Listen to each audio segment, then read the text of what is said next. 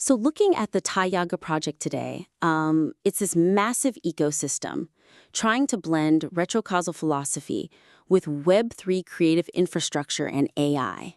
Right. It's extremely ambitious, but diving straight into the first issue, the core narrative oscillates wildly between dense metaphysical philosophy and granular technical execution, which, risks alienating stakeholders. Yeah, definitely. I mean, the weakness here is severe structural whiplash. A reader is forced to shift abruptly from reading script-style philosophical dialogues about vertical isomorphism. Oh, and the perfect donut of time. Exactly, the perf on it. And then suddenly they're looking at React OAuth code snippets. It's a lot.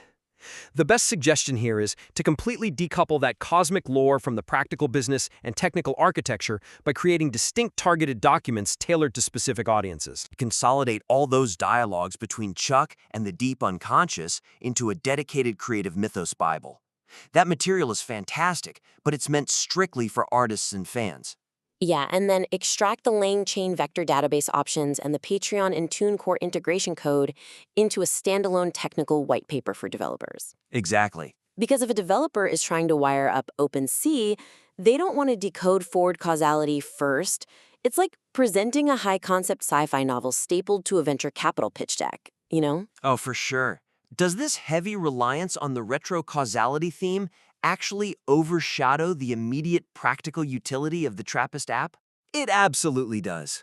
The philosophy becomes an obstacle rather than a selling point when it's shoved right in front of the actual engineering mechanics. Makes sense. Okay, so once that documentation is properly segmented by audience, the next necessary step is clarifying the complex, underlying business mechanics that drive these newly separated pieces. Right, which brings us to the next big point.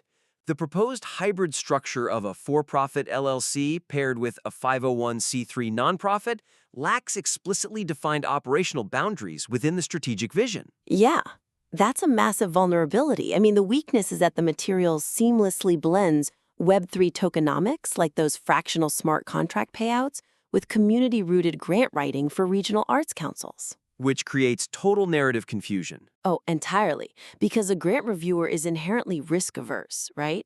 If they see fractional smart contract payouts mixed in with their community arts funding, they won't just be confused. They'll see an unauditable compliance nightmare and instantly reject the application. Exactly. So the suggestion is to clearly map out the flow of assets, intellectual property, and revenue between the LLC and the nonprofit early in the business documentation. Okay, give me an example of what that mapping should look like in practice.